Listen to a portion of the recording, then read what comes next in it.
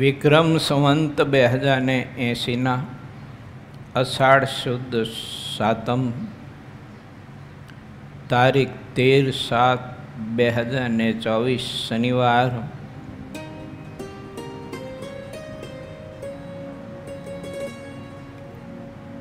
વાલા ભક્તો, શ્રી હરિચરિત્રામૃત ગ્રંથના 20મા પૂરની 50મો તરંગ ભગવાન સ્વામિનારાયણે સંત દિલનું દર્શન કરાવ્યું છે, સંત વૃત્તિનું દર્શન કરાવ્યું છે અને સંત જીવનનું દર્શન કરાવ્યું છે. એવા ભગવાનના કોઈ સંત જ્યારે આપણને પ્રાપ્ત થઈ જાય ત્યારે આત્માએ પોતાનું બધું જ બાજુ પર મૂકી મન કર્મ વચને તેવા સંતનો સમાગમ કરી અને પોતાનું અને પરમાત્માનું મૂળ સ્વરૂપ યથાર્થ સમજી અને જગતથી જુદા પડીને, દેહથી જુદા પડીને પરમાત્માની સાથે ભળી જવું અને પ્રભુની મૂર્તિમાં એક તાર થઈ જવું, એ જ માનવ જીવનનું ખરેખર સાચું જીવવા માટેનું જીવત્ય કહેવાય. બાકી તો આખી દુનિયા બધી જીવે જ છે, ખાઈ પીને ધુબાકા કરીને હવ હિલોરા કરે છે. ગમે તેને પૂછો કેમ, મજા મજા, કે આનંદ છે, આનંદ છે.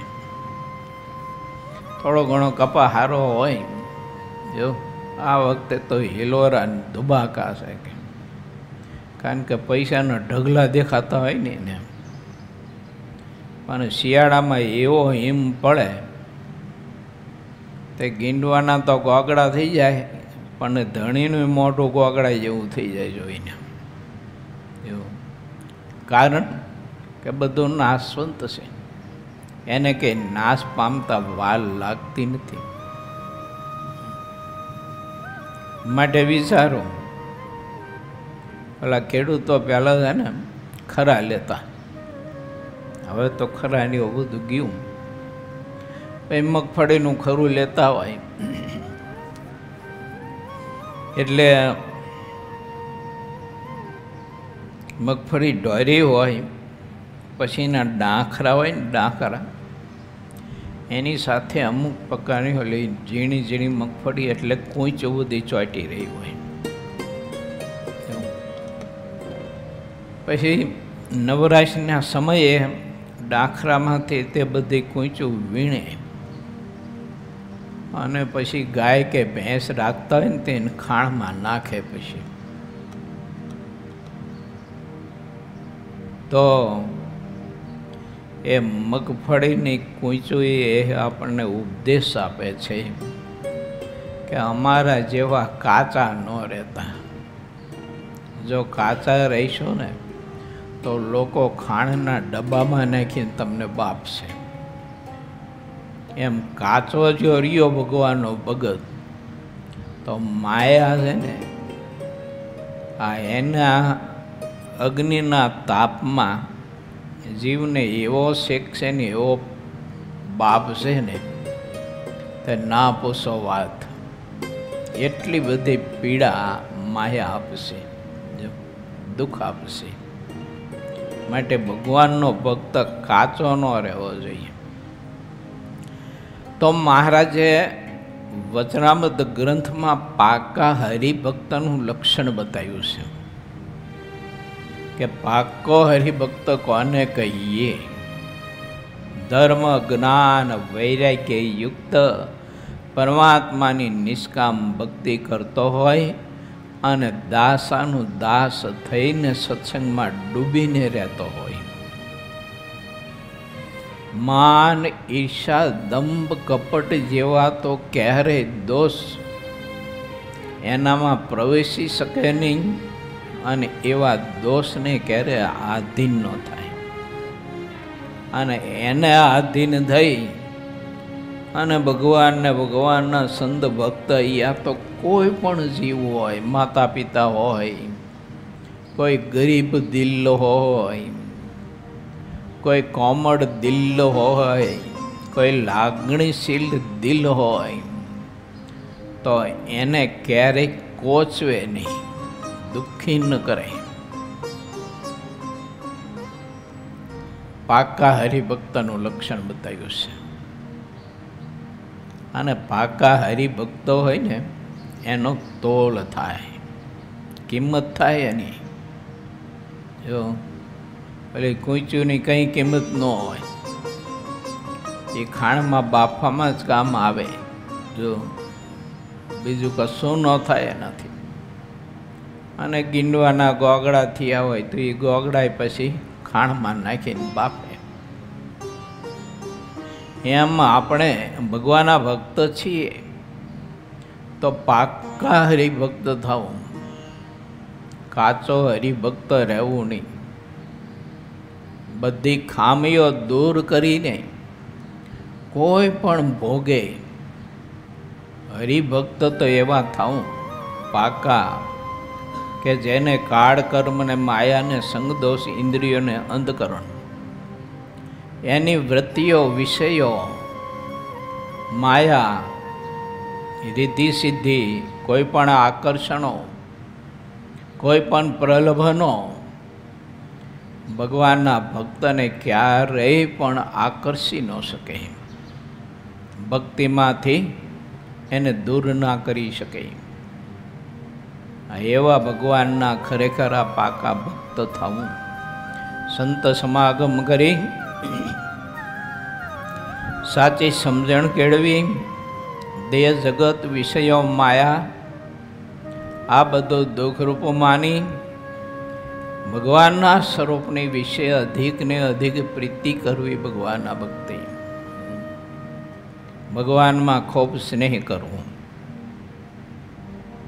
શબ્દ મારો અને તમારો એટલો કોમળ હોવો જોઈએ, એટલો મૃદુલ હોવો જોઈએ, એટલો લાગણીશીલ હોવો જોઈએ. એ શબ્દમાં એટલો બધો પ્રેમ નિતરતો હોવો જોઈએ.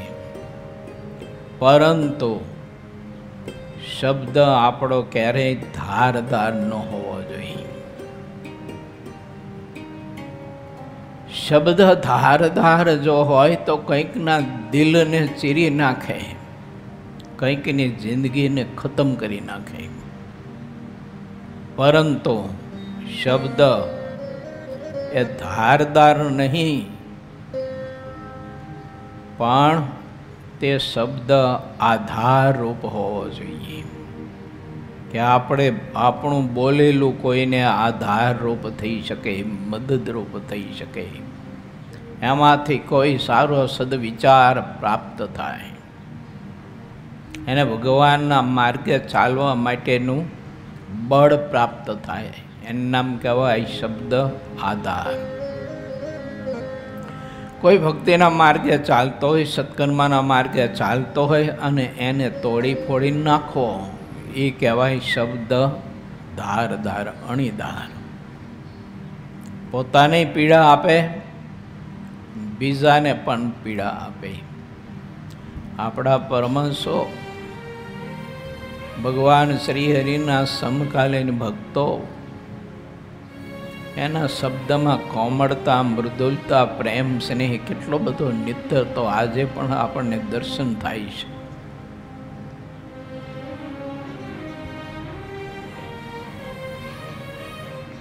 મુક્તાનંદ સ્વામી, બ્રહ્માનંદ સ્વામી, ગોપાળાનંદ સ્વામી, પ્રેમાનંદ સ્વામી, નિષ્કુળાનંદ સ્વામી, મહાપુરુષોના શબ્દમાં કેટલી કોમળતા હતી.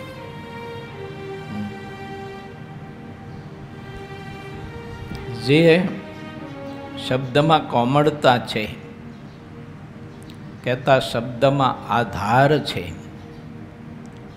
એક સર્વના પરમાત્માથી માંડી અને સર્વના મનને જીતી શકે છે, દિલને જીતી શકે છે.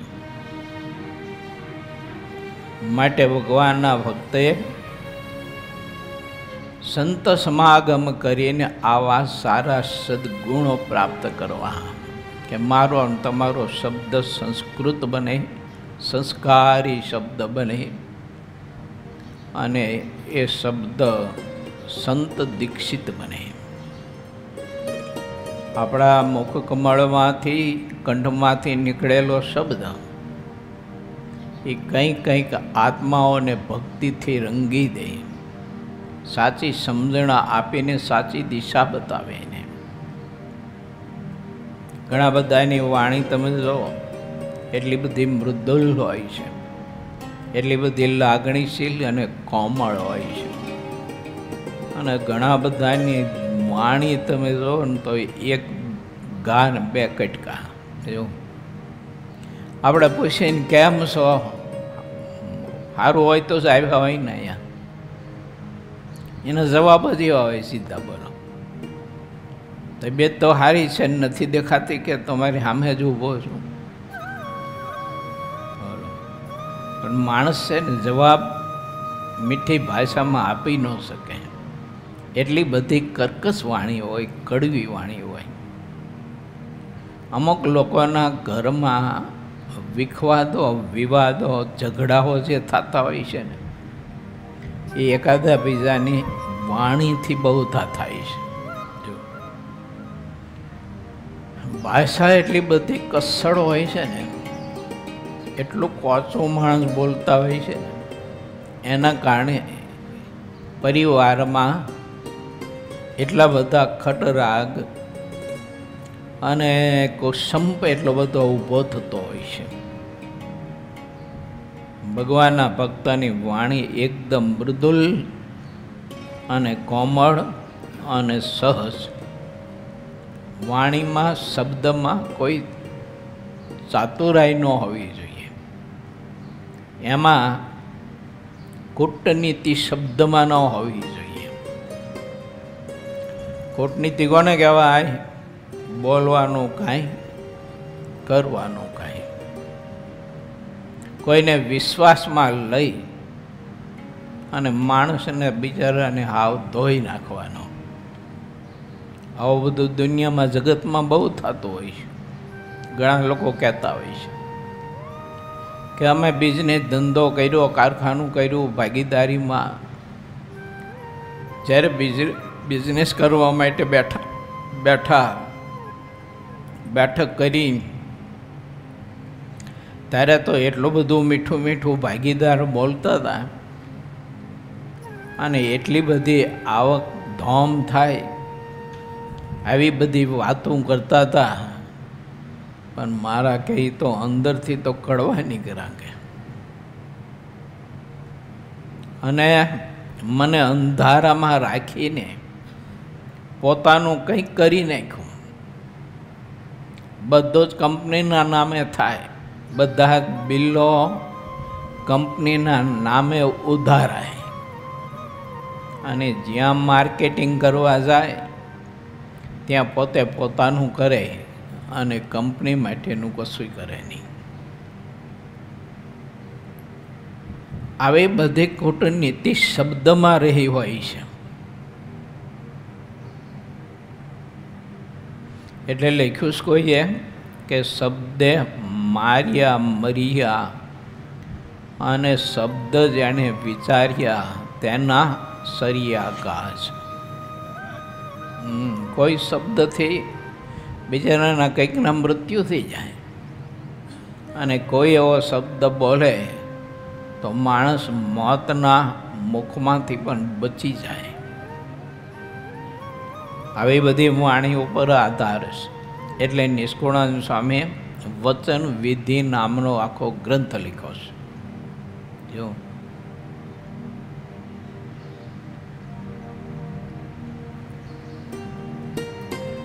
એ વાંચવો ગ્રંથ. સ્વામી એમાં કેટલો બધો અદ્ભુત આપણને સૌ કોઈને વિવેક શીખ્યો છે. માટે ભગવાનના ભક્ત છીએ તો પાકા ભક્ત થાવું, અને પાકા ભક્તનું આ લક્ષણ વાણી વિવેક, વાણી મૃદુલ, વાણી કોમળ, પરંતુ વાણી કર્કશ વેખરી વાણી એ પાકા ભક્તનું લક્ષણ નથી. એવા ભગવાનના પાકા ભક્ત જો થાય તો એ ઠાકોરજીને ગમે બહુ. 50મા તરંગમાં કથા આવી. દાદા ખાચરનું સમુદ્રના કિનારા સુધી નામના હતી. એક આદર્શ સેવક, એક આદર્શ સમર્પિત દાનેશ્વરી અને એક આદર્શ સદગ્રસ્ત, એક આદર્શ પતિ, એક આદર્શ બાપ, આ બધા જ પાત્ર દાદા ખાચરે પોતે પૂરેપૂરા ભજવા છે. બાપ તરીકેનું પણ એટલું બધું આદર્શ, પતિ તરીકેનું પણ એટલું બધું આદર્શ, એક ભક્ત તરીકેનું પણ એટલું બધું આદર્શ, દાનેશ્વરી તરીકેનું એટલું પણ આદર્શ પાત્ર ભજવું એમને. ભગવાન સ્વામિનારાયણે આજ્ઞા કરે એટલે દાદા ખાચરે પાછો વળીને જોયું નથી કોઈ દિવસ દાન કરવામાં, અને સ્વામીનું પાત્ર પણ જોયું નથી.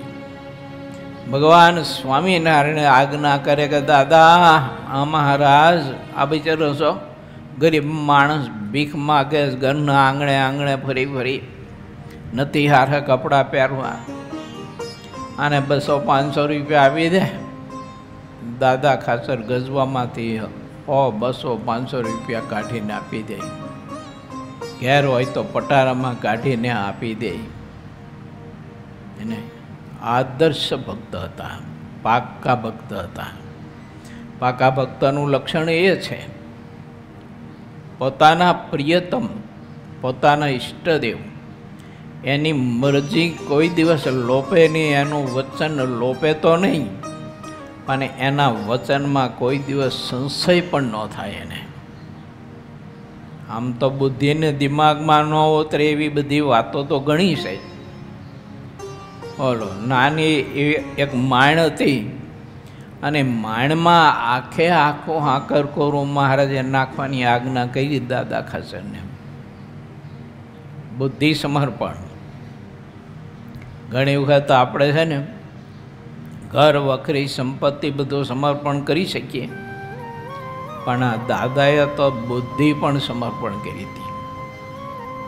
મહારાજની આજ્ઞા થાય એટલે બુદ્ધિ વાપરવાની નહીં. બોલો, આપણને કંઈક એવી કોઈ આજ્ઞા કરી હોય તો આપણે તો તરત વાપરવા માંડી કે ન વાપરવા માંડી. કે આ માઇન્ડનું મોઢું આવું નાનું એવું હાંકડું, અને એમાં આવડું મોટું હાકર કોરું આખે આખું જાતું હોય છે, કોઈ દિવસ ન જાય. માટે વિચારવું, અને એ ભગવાનની આ આજ્ઞાનું પાલન કરે ને તો બધું થઈ શકે, શું ન થાય. સંતો દાખલો આપે છે. એક રાજા, એના પ્રધાનજી હતા.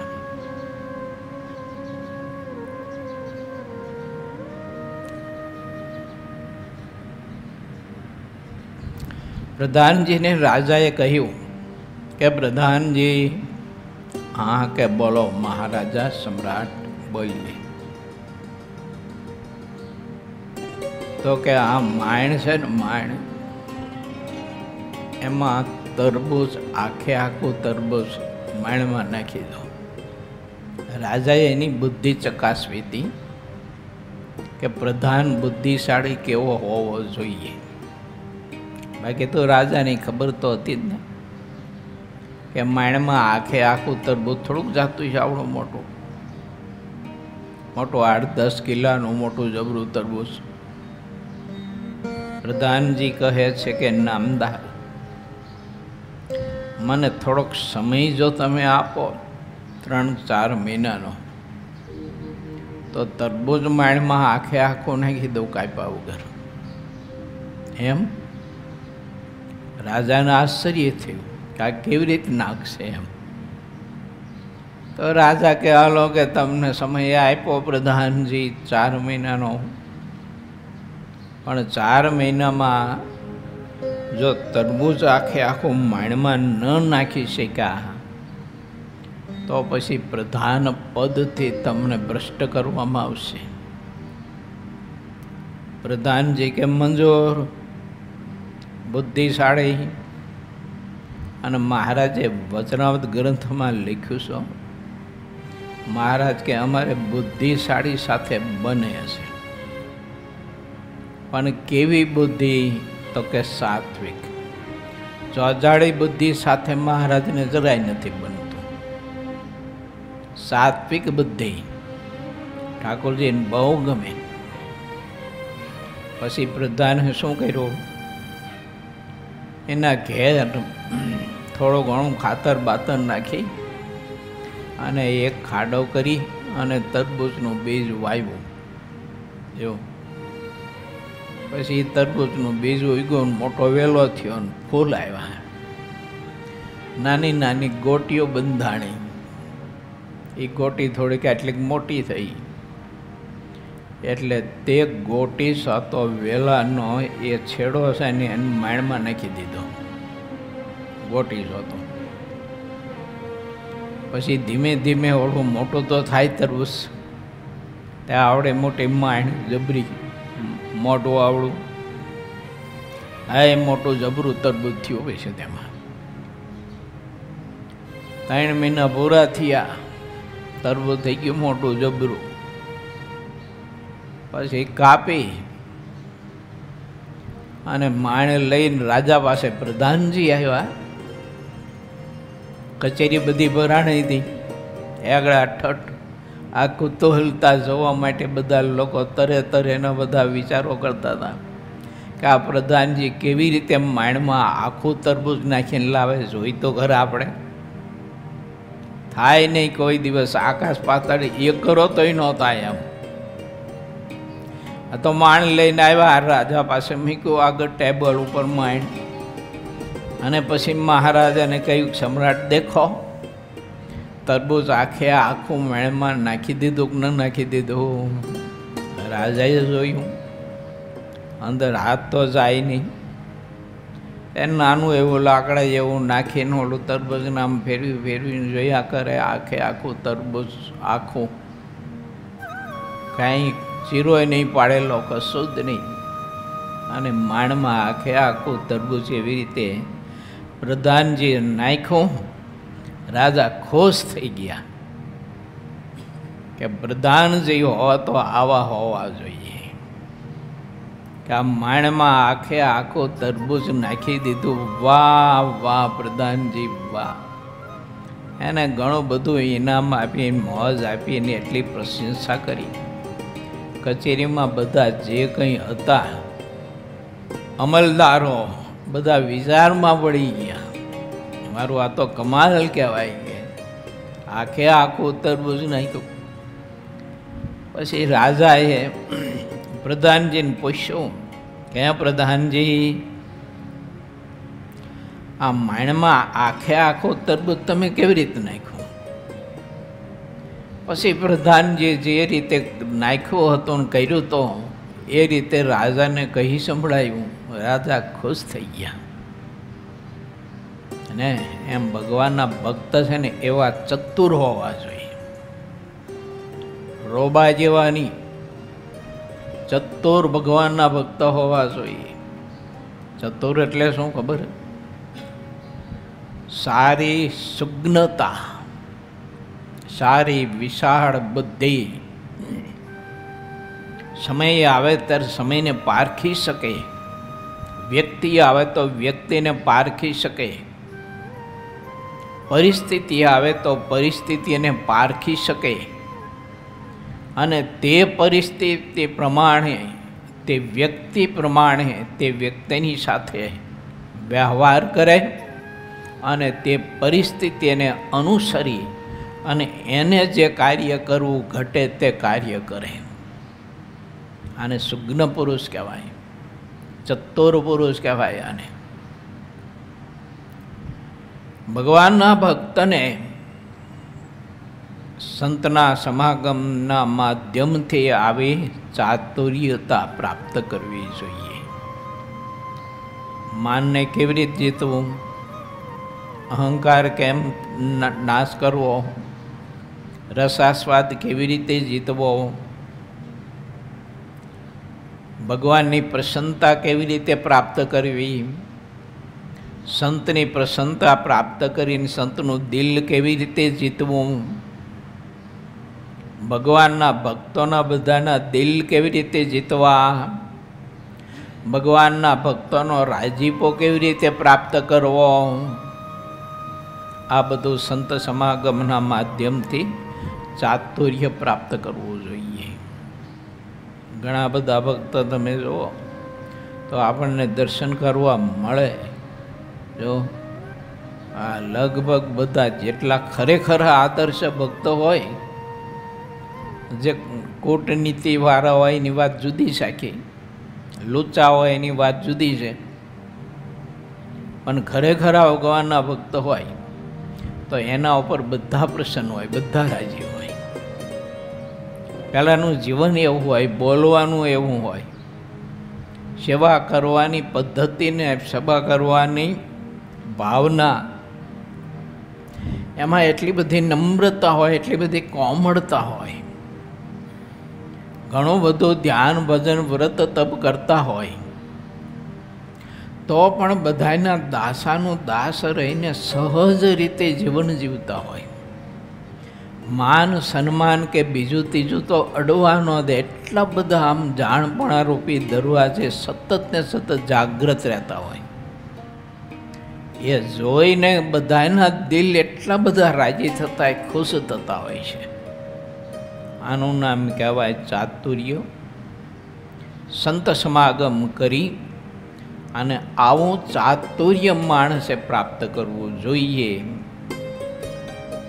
દાદા ખાચરનું સમુદ્રના કિનારા સુધી નામ એટલા માટે હતું કે એને સંત સમાગમ કરી પ્રભુ કૃપા પ્રાપ્ત કરી અને એવું ચાતુર્ય એને પ્રાપ્ત કર્યું હતું. એવી બુદ્ધિ એની ચતુર્બુદ્ધિ હતી કે પરિસ્થિતિઓને બધી જાણી લે, તરત જ વ્યક્તિને તુરત ઓળખી લે. મહારાજને એની યથાર્થ ઓળખી લીધા, સંતોને યથાર્થ ઓળખી લીધા, એને ઓળખી તો લીધા, પણ સમય હતો તો એ 5 વર્ષની ઉંમરે પણ આ બાળકે પોતાનું જીવન બધું પ્રભુને સોંપી દીધું કે હવે ધંધો ન કરાય બીજો, આપણી બુદ્ધિ પ્રમાણે જીવન જીવવાનો. કેમ કે અક્ષરધામના અધિપતિ પુરુષોત્તમ નારાયણ મને મળ્યા અને આવા મહારાજના મુક્ત પુરુષો મળ્યા પછી જીવન આપણા હાથમાં ન રખાય, એના હાથમાં આપી દેવાય.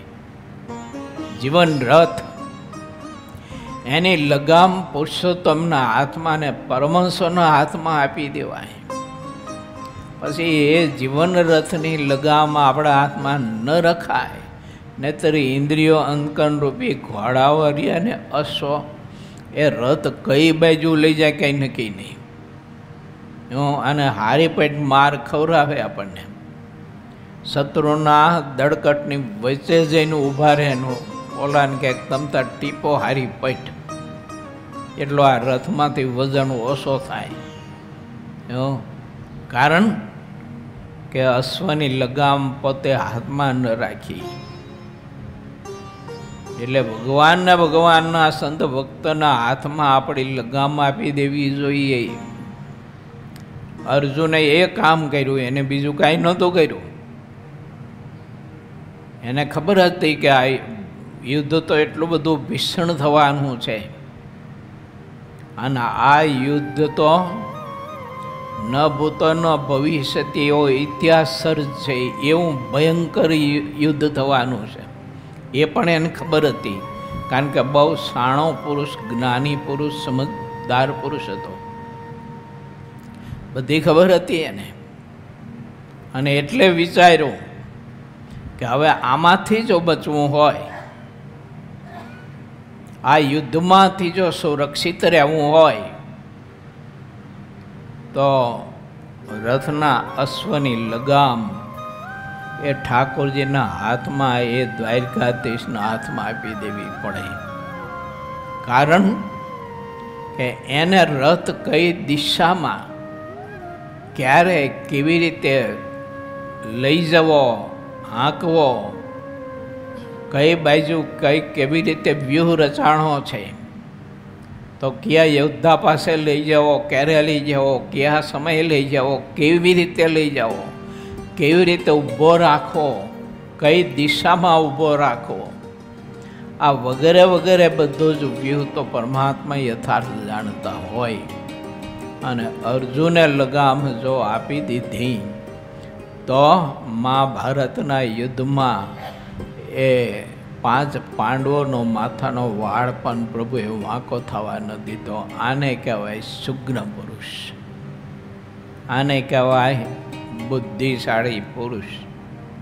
બાકીના બધા કહેવાય બુદ્ધિના વેમવાળા. એવું માટે વિચારું, ઠાકોરજીએ આપણને આવો અવસર આપ્યો છે. 50મા તરંગમાં આ વિચાર આપણને આપ્યો કે એવા ખરેખરા પાકા ભક્ત થઈ જાઓ. પાકા ભક્તનું લક્ષણ મહારાજે વચનામૃત ગ્રંથમાં બતાવ્યું છે. ગીતા, રામાયણ, ભાગવત, સત્સંગી જીવન આદિ ગ્રંથોમાં પણ પાકા ભક્તના લક્ષણો લખાયા છે. સંત થકી જાણી અને મારે ને તમારે ખરેખર એવા ભગવાનના પાકા ભક્ત થવું. આવો સંદેશો 20મા પૂરના 50મા તરંગમાંથી આપણે સૌ કોઈ પ્રાપ્ત કરીએ. આપણે કંઈક કચાશ હોય, કાચપ હોય, તો એ બધી કાચપ આપણે ટાળીએ અને તો જ આપણું જીવન જોઈને બીજાના હૈયા ઠરે.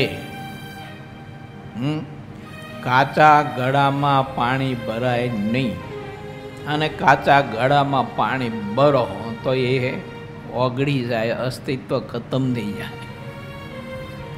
કાચો ઘડો કોઈના પેટ ઠારી શકે નહીં.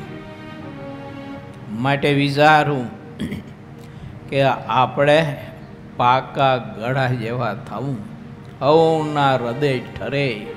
આપણું જીવન, આપણું વર્તન, આપણી વાણી, આપણું ખાવાનું, આપણું બોલવાનું, આપણું હરવાનું, ફરવાનું, ઓઢવાનું, પહેરવાનું, જાગવાનું, ઊભું થવાનું, વગેરે વગેરે. માણસ અમુક તમે જુઓ, રાતે 11-12 વાગે હોય અને સવારે 10-11 વાગે જાગે. આ જોઈ અને કોઈનું દિલ રાજી ન થાય, કદી ન થાય. તો સૂવા માટેનો, આરામ કરવા માટેનો પણ વિવેક છે. એ પણ એક સુગ્નપણું છે. એ બુદ્ધિશાળી પુરુષનું એક કર્તવ્ય છે કે સૂર્ય ઉદય થયા પહેલાં જાગવું. કેમ? તો કે મારા પ્રભુની આજ્ઞા છે. મારા પ્રભુએ મને કહ્યું છે શિક્ષાપત્રીમાં, તારે સૂર્ય ઉગ્યા પહેલાં જાગવાનું. તો સૂર્ય ઉદય પહેલાં જાગવું. આ ખાવું, આ ન ખાવું, આનો સંગ કરવો, આનો ન કરવો, આ વગેરે વગેરે જે આપણને વિવેક બતાવ્યો છે, તે ભગવાનના સુગ્ન ભક્તો તે વિવેક શીખે અને વિવેકી જીવન પોતે કેળવે ને જીવે. ચાલો એવા સદવિચારોમાં આગળ આપણે પ્રવેશ કરીએ. પૂર્વ20મો તરંગ 51મો. સુરતમાં નિત્ય મુનિની પાસે સદગુરુઓનું ગીતા ભાષ્ય ભણવું વગેરે કહ્યું. ગઢપુરમાં સરબંદી વાળી જે વાત થઈ તે સંબંધી સમાચાર ગઢપુરના હરિભક્તોએ પત્રમાં લખીને સદગુરુઓ પાસે સુરત મોકલા. સદગુરુએ પત્ર વાંચ્યો અને બોલ્યા કે હવે વિઘ્ન ટળ્યું. અત્યારે દુષ્ટ લોકો ભરપૂર દુષ્ટતા કરી રહ્યા છે. આદિ અનાદિથી આ બધું હાલે છે. દુર્યોધન લોક એની દુષ્ટતા નથી મૂકતા, તો સજ્જને પોતાની સજ્જનતા ન મૂકવી. દુર્યોધન, આસુરી, દાનવ વૃત્તિના માણસો ચાહે એટલું આપણું અપમાન કરે અને આપણે બદનામ કરવા માટેના પ્રયત્ન કરે અને ચાહે એટલા દુઃખો અને પીડાઓ આપે, પણ ભગવાનના ભક્તને કોઈ દિવસ નિષ્ક્રિય ન થવું, કદી પણ નિષ્ક્રિય ન થવું. એ બધી ઉપાધિ જોઈને નિષ્ક્રિય ભગવાનના ભક્તને ન થવું. મહાભારત વાંચો. 5 પાંડવોને પરેશાન કરવા માટે, દુઃખી કરવા માટે, ખતમ કરવા માટે, બદનામ કરવા માટે ઓલી બધી ટણક ટોળીએ ઘણો બધો પ્રયત્ન કર્યો, પણ 5 પાંડવો ક્યારેય પણ નિષ્ક્રિય ન થયા. સતત ને સતત સક્રિય રહ્યા. માટે ચાહે એટલી ઉપાધિ આવે ને, ચાહે એટલું દુઃખ આવે નહીં, આખું બ્રહ્માંડ ભાંગી પડે એટલી ઉપાધિ આવી પડે, ભગવાનનો ભક્ત હંમેશા સક્રિય રહે. ભગવાન સ્વામિનારાયણ સંદેશો પોતાના જીવનથી આપ્યો છે. જેતલપુરમાં યજ્ઞનો આરંભ કર્યો. મહારાજને એ યજ્ઞમાં જબરી ઉપાધિ આવી. અક્ષરધામના અધિપતિની વાત છે. હું તમે કઈ વાળીના મૂરા કેવો જોઈ? મહારાજે યજ્ઞનું આયોજન કર્યું, મોટી ઉપાધિ આવી. રાતો રાત ગાડા ભરી ભરીને સર સામાન બધો જ મહારાજે છે ડભાણ પહોંચાડ્યો અને ડભાણમાં જઈને યજ્ઞ કર્યો. પણ ઓલી ઉપાધિ આવી, એ ઉપાધિ જોઈ અને પ્રભુ નિષ્ક્રિય ન થઈ ગયા. જવા દો, હવે ઘોડાનું કાંઈ કરવું નથી. આપણે તો સમાજના ઉદ્ધાર માટે કરીએ છીએ. એમ ભારતીય સમાજના સુખાકારી માટે આપણે યજ્ઞો કરીએ છીએ કે લોકો સુખી થાય, અને લેવા દેવા વિનાની આવી બધી ઉપાધિ જવા દો. કાંઈ યજ્ઞ વિઘ્ન કરવા નથી. માળ લઈને બેસી જાવ, એક બાજુ ખૂણે બેઠા બેઠા માળા કરો. મહારાજે નિષ્ક્રિયતાનો ધર્મનો સ્વીકાર્યો અને સક્રિયતાનો ધર્મ છોડ્યો નહીં. માટે જીવનમાં લખી લેવું, ઇન્દ્રિયો અંતકરણ ગમે તેવી ઉપાધિ કરે, ઇન્દ્રિયો અંતકરણ ગમે તેટલી પીડા આપે, ગમે તેવા બુંડામાં બુંડા ગાઢ સંકલ્પથી આત્માને પીડા આપે, પણ આત્માએ ધ્યાન, ભજનમાં, ભક્તિમાં, કીર્તનમાં, કથામાંથી નિષ્ક્રિય ન થવાય. સતત સક્રિય રહેવું જોઈએ, એનું ઓર વધુ કરવું જોઈએ આપણે. એ રીતે આધ્યાત્મિક માર્ગે બધા જ ક્ષેત્રે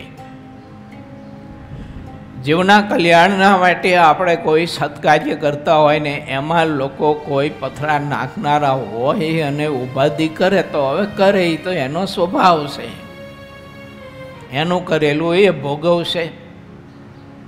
પણ આપણે કોઈ દિવસ નિષ્ક્રિય ન થવું, સતત ને સતત કાર્ય કર્યા કરો.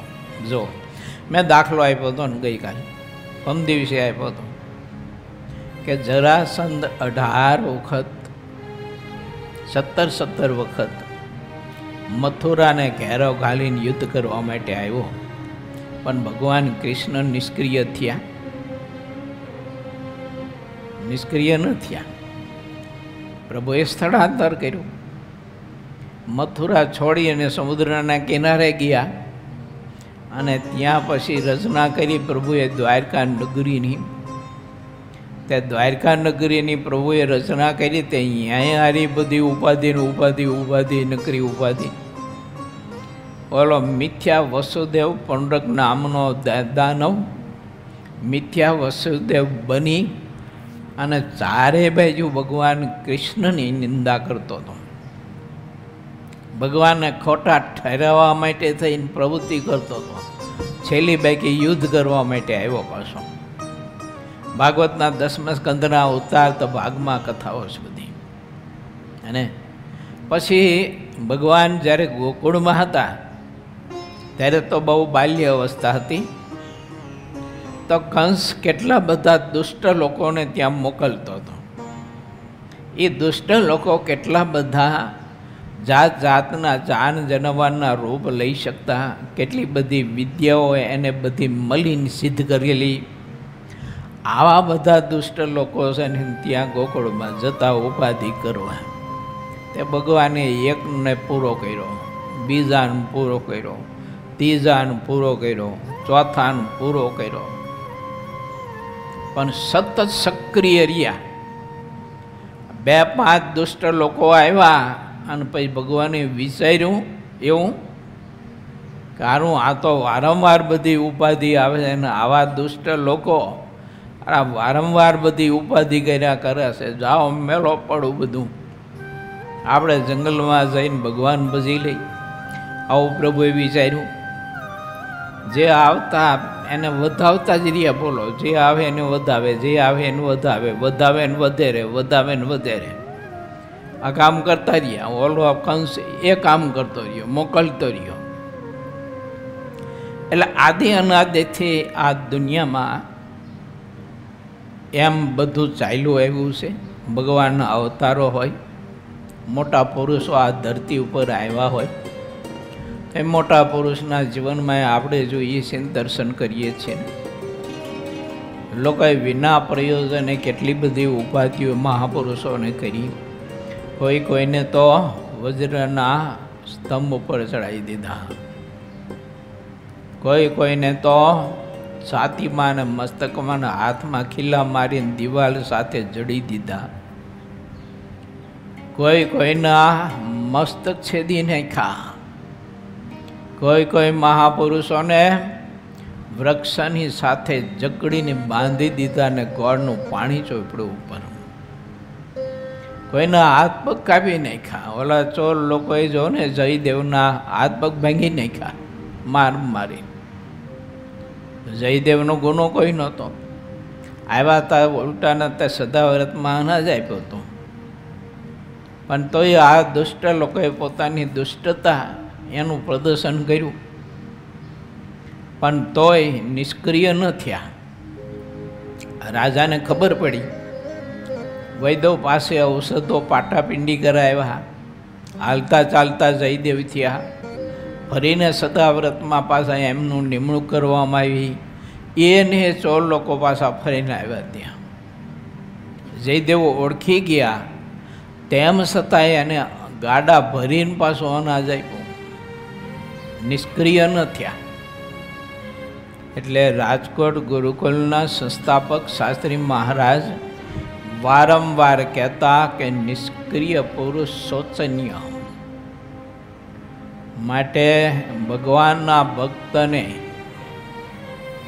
ઇન્દ્રિયો અંતકરણ ગમે તેવી ઉપાધિ કરે, ગમે તેવા ગાઢ સંકલ્પના મોટા જૂથ મોકલે, ગમે તેવા ગાઢ સંકલ્પનું મોટું સૈનિક મોકલે, પણ આત્માએ કોઈ દિવસ નિષ્ક્રિય ન થવું.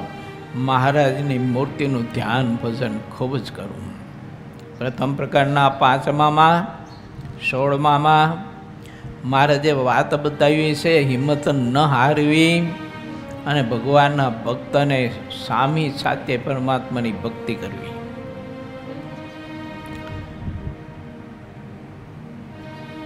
સંતોએ વિચાર્યું કે દુષ્ટ લોકોએ પોતાની દુષ્ટતાનું પ્રદર્શન કરીને ન કરવાની ઉપાધિઓ બધી કરી, પણ સારું થયું કે વિશલ ગઢવીએ વાધાઘાટ કરી અને આવેલા ઉપાધિ કરવા લોકોને પાછા કાઢ્યા અને સાચી સમજ આપી. એ બધા સમાચાર સાંભળીને સંતોને ત્યાં સુરતમાં હતા ને બધાને બહુ આનંદ થયો. નિત્યાનંદ સ્વામી પાસે મુક્તાનંદ સ્વામી અને બ્રહ્માનંદ સ્વામી ગીતા ભાષ્ય ઉમંગથી ભણતા હતા. એને અદ્ભુત વાતો બોલો. મુક્તાનંદ સ્વામી અને બ્રહ્માનંદ સ્વામી નિત્યાનંદ સ્વામી પાસે ગીતા ભાષ્યનો અભ્યાસ કરે. એટલે આપણે આપણી બુદ્ધિ પ્રમાણે શાસ્ત્રનો અભ્યાસ કરવો જોઈએ. ભલે બીજા કોઈ પાસે ન કરીએ તો કાંઈ નહીં, પણ આપણી બુદ્ધિ પ્રમાણે વચનામૃત, સત્સંગી જીવન, સત્સંગી ભૂષણ, નિષ્કુળાંત કાવ્ય, ભક્ત ચિંતામણી, ગીતા, ભાગવત, રામાયણ, મહાભારત વગેરે વગેરે ગ્રંથો એનો પોતાની બુદ્ધિ પ્રમાણે અભ્યાસ કરવો જોઈએ. ખૂબ ઉમંગથી ભણતા હતા. ડાંગરવામાં શ્રી હરિએ મુક્તાનંદ સ્વામીને જે સાલ આપી હતી તે તેમણે તે સમયે નિત્યાનંદ સ્વામીને આપી. મુક્તાનંદ સ્વામીએ નિત્યાનંદ સ્વામીને વિદ્યાગુરુ માનીને તેમની પૂજા કરી અને સાલ ઓઢાડી દીધી. જ્યારે મુક્તાનંદ સ્વામી ગીતાનો પાઠ લેવા જતા ત્યારે ફૂલનો હાર લઈને નિત્યાનંદ સ્વામીને ઘણા પ્રેમથી પહેરાવતા અને પૂજા કરતા. સુરતમાં સૌ સંતો ગીતા ભાષ્યને ગુરુમુખ કરીને ભણ્યા. જ્યારે ભાષ્ય ભણવાનું પૂરું થયું ત્યારે ભણનારા સંતોએ ફરીવાર પૂજા કરી. પછી શ્રીહરિએ મોક્ષ ધર્મ ગ્રંથને શોધવા માટે ઘણા પ્રેમથી નિત્યાનંદ સ્વામીને ગઢપુર બોલાવ્યા. તેઓ વહાણમાં બેસીને ભાવનગર થઈને આવ્યા. શ્રીહરિ નિત્યાનંદ સ્વામીને મળ્યા, ફૂલનો હાર પહેરાવીને બેસાડ્યા. પછી સુરતમાં જે સદ્ગુરુ રહેતા હતા તેમના બધા સમાચાર પૂછ્યા. શહેરના હરિભક્તોને કેવો ભાવ છે, શહેરમાં તમારે બીજી ઉપાધિ કેવી રહેતી હતી, અર્ધેશનને ભાવ કેવો છે, જેવું તે વૃત્તાંત હોય તે બધું જ અમને કહો. જેની જેવી વાત હતી તે નિત્યાનંદ સ્વામીએ સ્પષ્ટ રીતે કહી. તે બધી વાત સાંભળીને શ્રી હરિને અપાર આનંદ થયો. નિત્યાનંદ સ્વામી ગોવિંદાનંદ સ્વામીને ઘણા મોટા સંત જાણીને સાથે લાવ્યા હતા, જેમની વાણી ખૂબ જ નિયમમાં હતી. એવું ને, વાણીના પ્રભુત્વની વાત આવીને ખૂબ જ વાણી નિયમમાં એટલે જોખીને બોલતા. એવું જરૂર પૂરતું હિતકારી અને સત્ય પણ જોખીને બોલતા.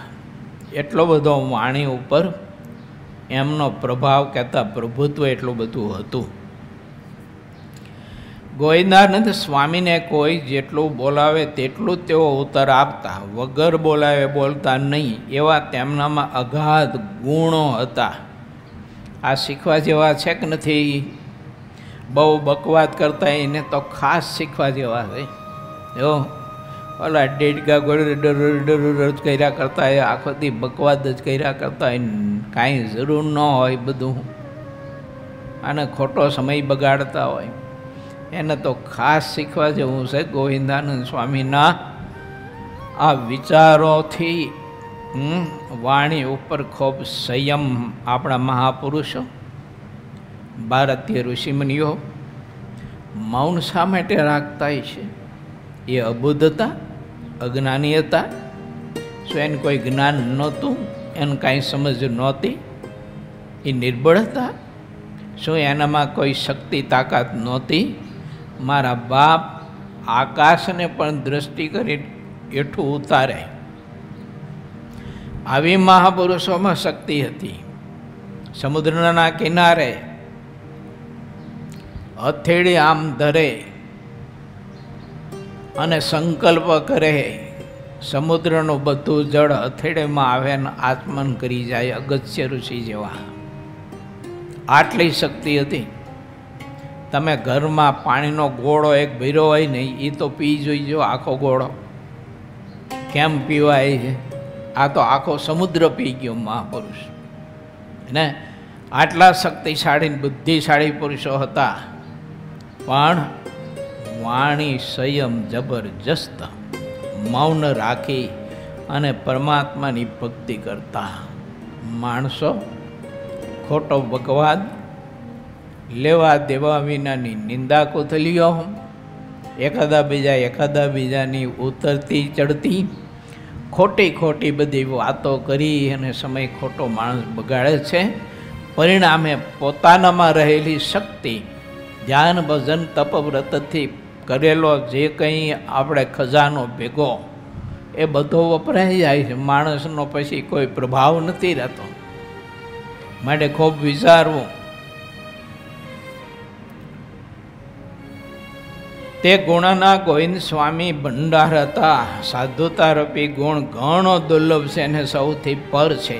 તેમના દિલમાં કોઈ વસ્તુને માટે ક્યારેય ક્ષોભ થતો નહીં. જેના અંતરમાં કોઈ પણ જાતનો ક્ષોભ ન થાય તે જ સુશોભિત સંત કહેવાય છે. ભગવાનના જ્ઞાન વિના અંતર અક્ષોભ થયું હોય તો પણ શું? ભગવાનના જ્ઞાન વિનાનું અંતર તો મલિન છે, એમ ભગવાનના જ્ઞાનવાળા ભક્તો કહે છે. તે સમયે શ્રીહરિને જમવાના માટે વર્ણી ભોજનનો થાળ ઘણા પ્રેમથી લાવ્યા. તે થાળ જ્યારે શ્રીહરિ જમી રહ્યા ત્યારે નિત્યાનંદ સ્વામીને ત્યાં બોલાવ્યા. શ્રીહરિએ તેમને થાળ આપ્યો. પછી તે બંને સંતો પ્રસાદી જમીને રાજી થયા. સુરતના હરિભક્તોએ સંતોને જે મેવા આપ્યા હતા તે હરિભક્તોના નામ લઈને પરમ નિપુણ સંતોએ શ્રીહરિને આગળ ધરી દીધા. તેમજ બરફી, પેંડા તથા કેટલાક અનેક પ્રકારના અલગ અલગ પકવાનો હતા તે પણ ધરી દીધા. કેરી, સોનેરી કેળા, લાલ દાડમ અને ટુકડા કરેલા અનાનસ શ્રીહરિને ધરાવ્યા. આખા અખરોટ, બદામ, કાજુ કડિયા, લીલવા દ્રાક્ષ વગેરે જેટલી જાતના મેવા જતન કરીને લાવ્યા હતા તે બધા પાત્રમાં ભર્યા અને શ્રીહરિએ આગળ મૂક્યા. ત્યારે શ્રીહરિએ તે પ્રેમથી જોયા. આ દર્શન આજે પણ થાય છે. બોલો, સુરતની આ પરંપરામાં તમે જોઈ જાઓ. સુરતના હરિભક્તો ફળ ફૂલ મેવા મીઠાઈ બીજું ત્રીજું જે કંઈ લાવે ને મોકલે એટલું બીજું કોઈ નહીં લાવતા હોય હે ને. હા, એ પાછા ગુપ્ત હો, જો ક્યાંય નામ જાહેર નહીં, કશું નહીં. અને કેટલું ફળ ફૂલ આપણે યજ્ઞ કર્યો 60 દિવસનો. 60 દિવસના યજ્ઞમાં કેટલું ફ્રૂટ આવ્યું. સુરતથી આવતું હતું બધું. જો એક જ હરિભગત બધું મોકલતા હતા.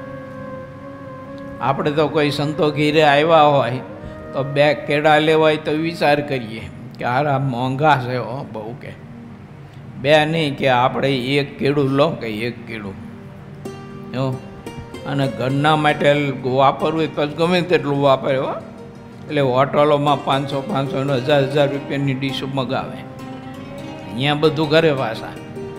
પણ ભગવાનના સંત ભક્ત કે કોઈ ગરીબ અર્થે કરવું હોય તો ન થાય. આ સુરતની પરંપરાનું દર્શન આજે પણ આપણને થાય છે. પછી ભક્તાધીન શ્રીહરિ ત્યાંમાંથી થોડું લઈને જમ્યા. નિત્યાનંદ સ્વામીને શ્રીહરિએ ગ્રંથ શોધવા માટે પોતાની પાસે રાખ્યા. તે ઘણા ઉત્સાહથી ગ્રંથ શોધતા હતા. પરમ નિપુણ જગન્નાથ વિપ્ર સન્મુખ રાખીને તે પત્રને શોધતા હતા.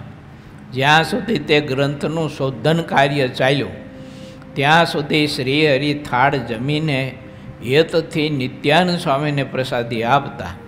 તેઓ ગ્રંથ શોધી રહ્યા ત્યારે શ્રીહરિને આગળ તે ગ્રંથ ધર્યો. તે ગ્રંથ મોક્ષ ધર્મ નામે હતો. તે મહાભારતના શાંતિ પર્વમાં રહેલો તત્વરૂપ ગ્રંથ હતો. શ્રીહરિએ તેની પૂજા કરી. જે હરિકૃષ્ણ પ્રભુ ધર્મદેવ થકી પ્રગટ થયા હતા અને તેમણે જેવા ચરિત્ર કર્યા હતા તે બધા જ ગ્રંથમાં અનેક પ્રકારના લખાણા છે. નિત્યાનંદ સ્વામીએ જ્યારે આ ગ્રંથ શોધી લીધો ત્યારે તેઓ સુરતથી જે રીતે ગઢપુર આવ્યા હતા તે રીતે ફરીને તેમને સુરત મોકલ્યા. જ્યારે જેઠ મહિનો આવ્યો ત્યારે શ્રીહરિએ પત્ર મોકલીને મુક્તાનંદ સ્વામીને ગઢપુર બોલાવ્યા. સચ્ચિદાનંદ સ્વામી અને જયાનંદ વર્ણી તે બંને પત્ર લઈને સુરત આવ્યા અને મુક્તાનંદ સ્વામીને તેમણે કહ્યું કે તમે કાનમ દેશમાં થઈને ગામ ઉમરેઠ આવજો અને ત્યાંથી પછી ગઢપુર આવજો તેમ શ્રીહરિએ વચન કહ્યું છે. પછી દયાળો મુક્તાનંદ સ્વામી સુરતથી તત્કાળ ચાલ્યા. નાવમાં બેસી તાપી નદી ઉતર્યા. તેમની સાથે 15 અને સંતો અને 7 પાર્ષદો હતા. સુરતના હરિભક્તોએ સ્વામીને માટે ગાડીની સગવડતા કરી દીધી હતી અને હરિભક્તો ઘણા પ્યારથી તેમને અશ્વિની કુમારના આરા સુધી લાવ્યા. આ અર્જનભાઈ ઘણી વખત ગાડી પરાણે મોકલે એમની એને. આ સુરત તાપી નદીના કિનારાનો પ્રભાવ છે હો. જો હા, એ બધા ફલકુણ દઈને કિનારા આવી જાય પછી જુઓ તમે આ નદીના કિનારાનો પ્રભાવ છે. જો સ્થાનનો પ્રભાવ તો હોય જ ને. સુરતના જે હરિભક્તો હતા તે બધા પણ અશ્વિની કુમાર સુધી આવ્યા. સુરત શહેરમાં અશ્વિની કુમાર આવ્યા ત્યાં સુધી સૌ તેમને ફૂલના હાર પહેરાવતા હતા અને એક બરફીની માટલી પણ લાવતા. આમ તે બરફીની માટલીઓ અનેક થઈ ગઈ.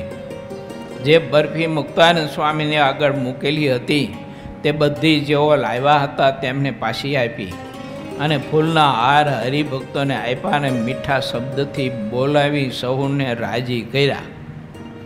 અને સૌને સ્વામીએ કહ્યું કે હરિભક્તો માટેનો નિષ્કામ ધર્મ જેવો કહ્યો છે તે તેમણે તત્પર થઈને પાળવો. નિષ્કામ ધર્મના સમાન બીજો કોઈ ધર્મ નથી, તેને ક્યારેય ખોઈ દેવો નહીં. હરિભક્તોના જે ધર્મ છે એને તત્પર થઈને શીખવા, તેમાં કોઈ જાતનો પ્રમાદ રાખવો નહીં, કારણ કે જે પ્રમાદ છે તે મોટું વિઘ્ન છે. સૌએ મંદિરમાં એકવાર આવવાનો નિયમ રાખવો. જે મંદિરે આવવાનું રાખે છે તેનો ધર્મ દૃઢ રહે છે, તે વાત ચોક્કસ છે.